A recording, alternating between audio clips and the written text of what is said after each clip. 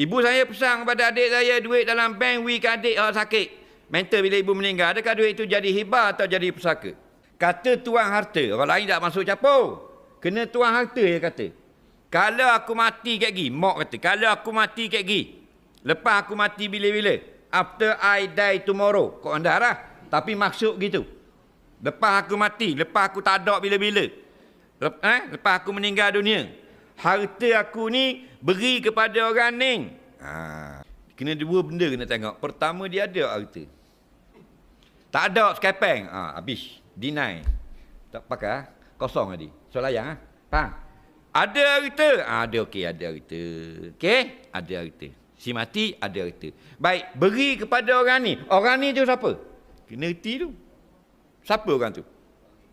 Kalau orang itu bukan waris. Kalau aku mati, we ke orang ni. Bukan waris. Faham lagi? Bukan waris. Cucu, kawan-kawan, jiran, kawan lama. Faham tak? Bukan anak akak, pok akak. Bukan waris. Faham lagi? Kalau bukan waris, maka lulus 1/3 daripada jumlah seluruh harta si mati, dapat kau kata. Contoh seluruh harta dia kalau kira nilai dengan mah, dengan piti, dengan barang yang ada ni, kalau dinilai 90,000 contoh. Maka lulus kepada orang yang disuruh beri itu yang bukan waris 30,000 maksimal. Faham tak lagi?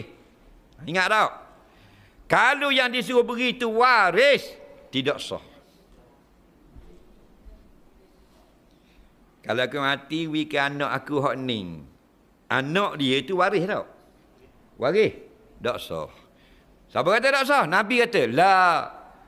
Apa benda ni?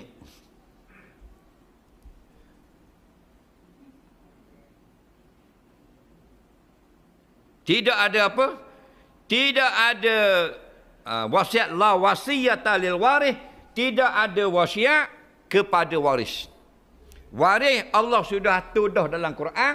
Orang ni 1/8, orang ni 1/6, orang ni 1/4, orang ni 1/2, orang ni 2/3. Siap dah, faham lagi?